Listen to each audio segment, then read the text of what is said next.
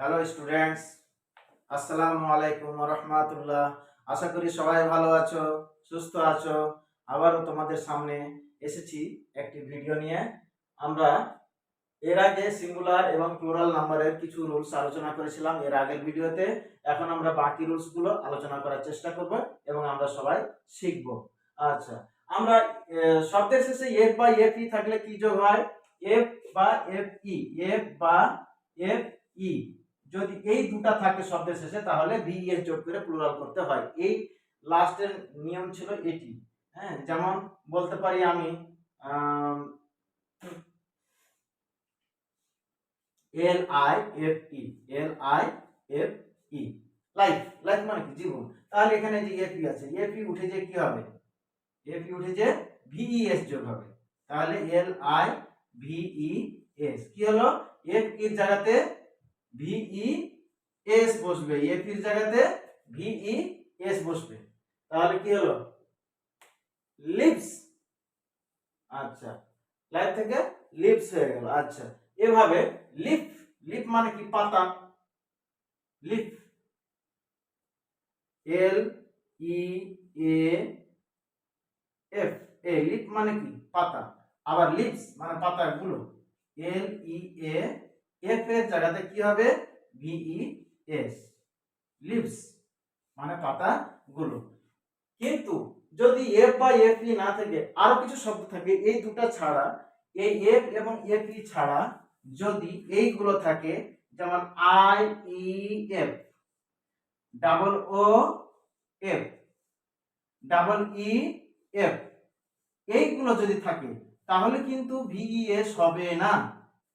যদি এফ বা F E ছাড়া I F, double O F, double E F যদি থাকে তাহলে ভিইএস হবে না। কি করতে হবে?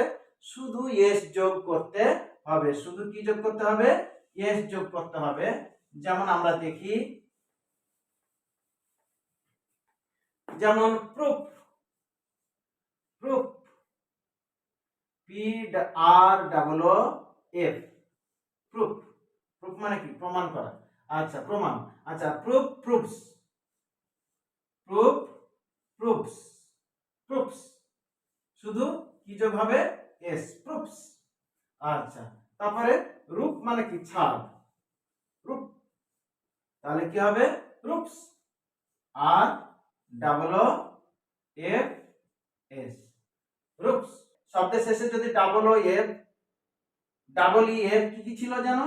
Double O F, double E F এবং I E F, I E F, এইগুলো থাকলে ভিএস যোগ করে প্লুরাল করতে হয়।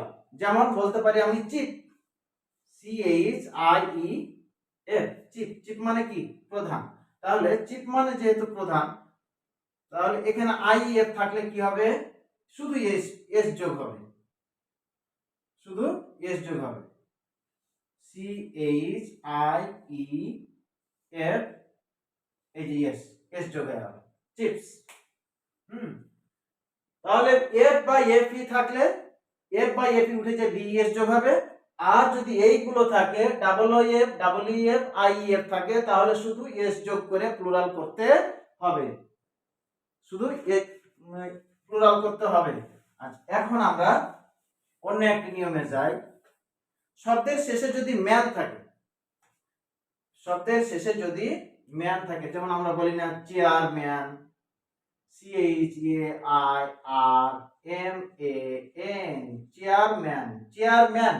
এই ম্যান কথাটা যদি শব্দের শেষে থাকে তাহলে ম্যানকে আমরা মেন করে দেব, যদি এটা জাতিবাচক না বোঝায়। এটা আবার মনে রাখতে হবে। এখন অনেক শব্দ আছে যে জাতিবাচক বুঝাবে, সেই শব্দ কিন্তু ম্যানের জায়গাতে মেন করে দিলে হবে না, কিন্তু এটাই চেয়ারম্যান বলতে একজন ব্যক্তিকে বোঝাচ্ছে। তাহলে এই ধরনের শব্দগুলো প্লুরাল করার সময় আমরা CHAIR, চেয়ার, মেন করে দেবো। ম্যানের জায়গাতে কি করে দেবো? মেন করে দেবো, অর্থাৎ মধ্যকার ভাওয়ালটা শুধু চেঞ্জ করে দেবো, ম্যান থেকে মেন। তাহলে চেয়ারম্যান, চেয়ারম্যান, ও ম্যান, ও ম্যান, ও ম্যান। ওম্যান মানে কি? এক মহিলা। হ্যাঁ, ওম্যান, ওমেন, ওম্যান, ওমেন। তাহলে এভাবে ম্যানের জায়গাতে মেন হয়ে প্লুরাল হয়ে যাচ্ছে। কিন্তু যদি সেটা জাতিবাচক বোঝায়, যেমন মুসলমান, জার্মান, তাহলে সেই ক্ষেত্রে শুধু এস যোগ করতে হবে। এরপর লিখতে পারি ফিশারম্যান, ফিশারম্যান। তাহলে এখানে কি আছে? ম্যান। তাহলে ম্যানের জায়গাতে আমি কি দিব? মেন। সবাই বলো, দেখো সবাই, ফিশারম্যান, ফিশারম্যান থাকলে ফিশার মেন হয়ে যাবে, ফি F I S H E R, fisher men. হ্যাঁ, এভাবে Englishman, Englishman, fisherman, fisherman, woman, women, chairman, chairman, এভাবে ম্যানের জায়গাতে মেন লিখে প্লুরাল করা যায়। কিন্তু যদি এই শব্দগুলো দ্বারা কোনো জাতিবাচক বোঝায়, জাতিবাচক বোঝায়, তাহলে সেগুলোতে ম্যান থেকে মেন লিখলে পরিবর্তন হবে না, সেগুলোতে শুধু এস যোগ করতে হবে। যেমন লিখতে পারি আমরা মুসলমান, মুসলমান, মুসলমান, এই যে ম্যান আছে, তাহলে মুসলমান কি হবে? শুধু এস যোগ হবে, কারণ এটা একটা জাতিকে বোঝাচ্ছে। মুসলমান একটা জাতিকে বোঝাচ্ছে। মুসলমান, মুসলমান, এই যে এস যোগ হয়ে গেল, শুধু এস যোগ হবে। হ্যাঁ, মুসলমান। তারপরে লিখতে পারি আর কি, যেমন লিখতে পারি নরম্যান, নরম্যান, একটি দেশের অধিবাসী, নরম্যান, এন ও আর, নরম্যান, এস যোগ হয়ে গেল। তারপরে লিখতে পারি জার্মান, জার্মানস, জার্মান, জার্মানস। এভাবে যদি কোনো দেশের অধিবাসীকে বোঝায় বা কোনো ধর্মীয় কোনো জনগোষ্ঠীকে বোঝায়, আর শেষে যদি এরকম ম্যান থাকে, তাহলে শুধু এস যোগ করে প্লুরাল করতে হবে, শুধু এস যোগ করে প্লুরাল করতে হবে। আচ্ছা, এর পরবর্তী রুলস হচ্ছে, কিছু কিছু শব্দ আছে যেগুলো শেষে শুধু ফুল যোগ করে প্লুরাল করা হয়, ফুল। যেমন mouth, M O U T H, mouth. তাহলে মাউথ থেকে কি হবে? মাউথফুল, মাউথ থেকে M O U T H F U L. হ্যাঁ, আমরা জানি ফুল যদি শব্দের শেষে যোগ হয়, দুইটি এল হবে না। কয়টি এল হবে? মাত্র একটি এল হবে, দুইটি এল হবে না, একটি এল হবে। আচ্ছা, মাউথফুল। তারপরে আমরা লিখতে পারি যেমন স্পুনফুল, স্পুনফুল, স্পুন থেকে স্পুনফুল। স্পুন মানে কি? চামচ। স্পুন, স্পুন মানে কি? চামচ। স্পুন, স্পুনফুল, স্পুনফুল। তাহলে এভাবে শব্দের শেষে আমরা ফুল যোগ করে প্লুরাল করতে পারি। তাহলে এগুলো আমরা ফুল যোগ করে প্লুরাল করতে পারি। আরো কিছু নিয়ম আছে যেগুলো মধ্যকার ভাওয়েল পরিবর্তন করে আমরা প্লুরাল করতে পারি। যেমন লিখতে পারি টুথ, টুথ। তাহলে এখানে কি আছে? ডাবল ও আছে, এর টুথ মানে হচ্ছে দাঁত, আর টুথ থেকে মধ্যকার ভাওয়েল যদি চেঞ্জ করে ডাবল ই হয়ে যাবে, টুথ, টিথ, টুথ, টিথ মানে দাঁতগুলো। এরপরে গুজ মানে কি? হাঁস, হাঁস, গুজ, জি ডাবল ও এসি। তাহলে কি হবে? গুজ থেকে গিজ হয়ে যাবে,